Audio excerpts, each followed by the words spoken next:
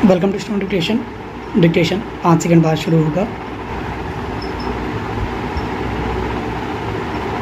Ready start. महोदय, आज की बहस के दौरान मैंने हाल की घटनाओं के प्रति जो चिंता देखी है उससे यह आशंका प्रकट होती है कि यदि पड़ोसी देश द्वारा भारत पर हमला किया गया तो हम उसका मुकाबला करने के लिए तैयार नहीं होंगे।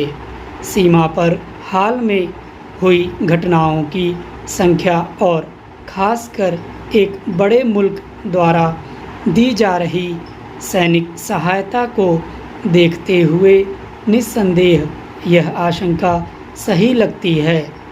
यह बिल्कुल सही है कि एक बड़े देश से आने वाली सैनिक सहायता से आज भारत की सुरक्षा प्रभावित हुई है और इसलिए हमें इस बात को ध्यान में रखते हुए इस स्थिति पर विचार करना है। मुझसे पहले जो माननीय सदस्य बोले उन्होंने आधुनिकतम हथियारों और अच्छे से अच्छा प्रशिक्षण प्राप्त करने के बारे में कहा।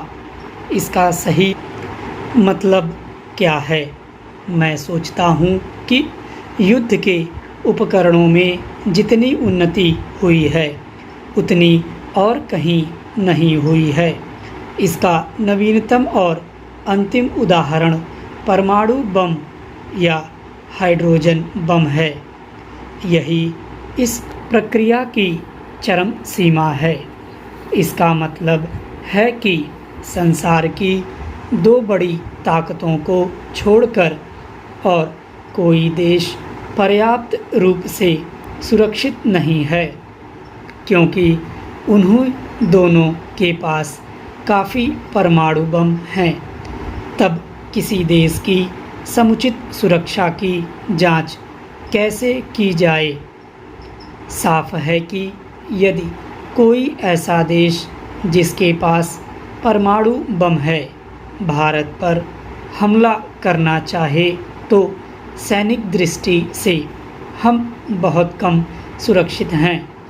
हो सकता है कि एटम बम के इस खतरे का सामना हम अन्य बातों से कर सकें, क्योंकि जिस देश में जीवन शक्ति, ताकत और एकता है, जो देश आत्मसमर्पण नहीं करेगा चाहे कुछ भी हो, उसे कभी हराया नहीं जा सकता। इसलिए मैंने प्रायः कहा है कि एटम बम का असली जवाब अन्य क्षेत्रों में निहित है। मैं ऐसा इसीलिए कह रहा हूँ क्योंकि अंततः आपकी फ़ौज या फ़ौजी हथियारों का महत्व नहीं है, बल्कि लोगों की एकता की भावना का। हर कठिनाई और जोखिम के होते हुए भी लोगों के जीवंत रहने की भावना का महत्व है। यदि मुझे भारत पर भरोसा है तो यह भरोसा अन्य बातों के अलावा अपने लोगों की एकता और हिम्मत पर है। यदि यही कमज़ोर है तो फिर चाहे कितने ही टैंक या हवाई जहाज़ झोंक दें, कोई फ़र्क नहीं पड़ेगा। टेक्नोलॉजी में इतनी तेज़ी से तरक्की हुई है कि अगर दुर्भाग्य से भविष्य में कोई बड़ा युद्ध हो तो शायद युद्ध कला के बारे में पहली लिखी गई हर एक किताब और पिछले युद्धों में इस्तेमाल किया गया हर एक हथियार पुराना लगेगा। इस नज़र से देखने पर संसार के केवल कुछ ही देशों को छोड़कर शेष सब देश और भारत में हम पूरी तरह पिछड़ गए हैं और फ़िलहाल हमारे लिए किसी तरह का सहारा नहीं है। सुरक्षा के लिए किसी मुल्क की ताकत किस चीज़ में होती है? हर आदमी तुरंत सुरक्षा सेनाओं, थल सेना, नौसेना और वायुसेना के बारे में सोचता है। महोदय, ये सेनाएं सुरक्षा की पहली पंक्ति हैं। इन्हें ही हमले का सामना करना पड़ता है। ये कैसे बनी रही हैं?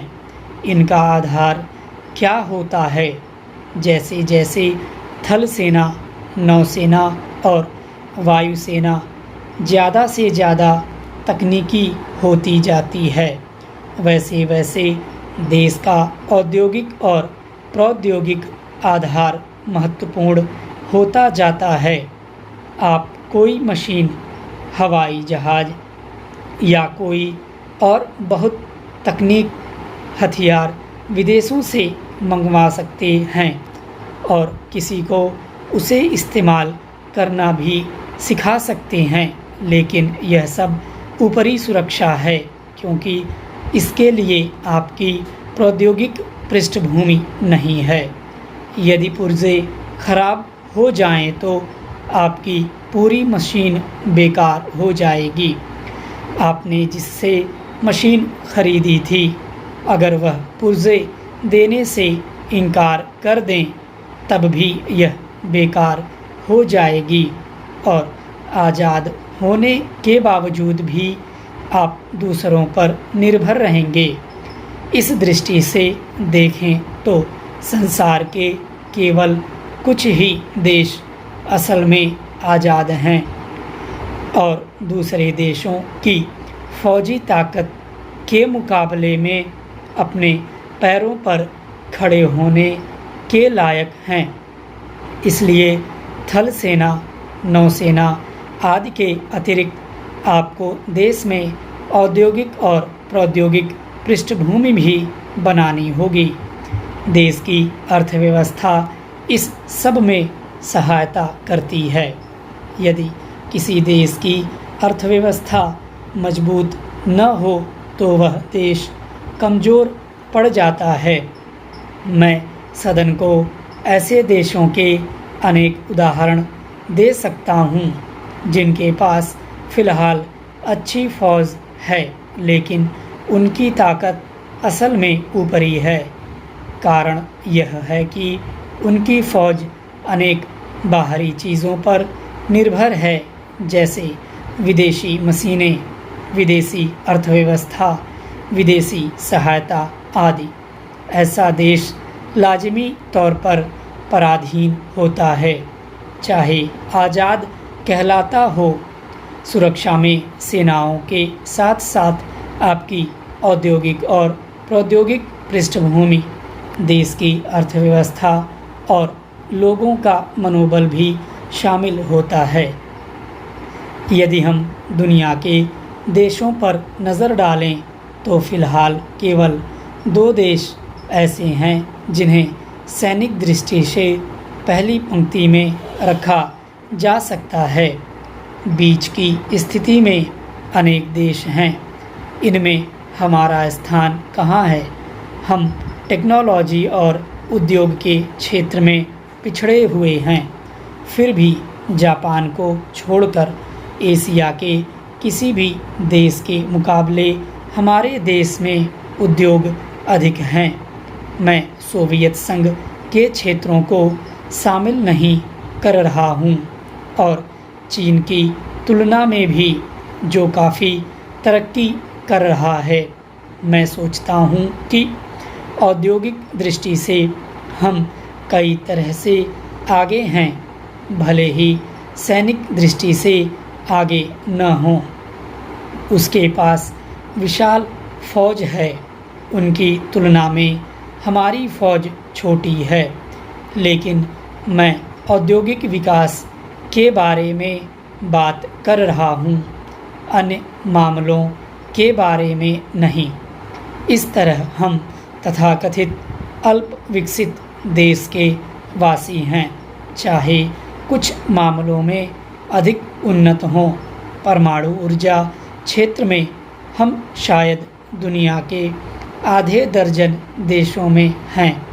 मुझे ठीक ठीक नहीं पता इसलिए कहना मुश्किल है। स्टॉप।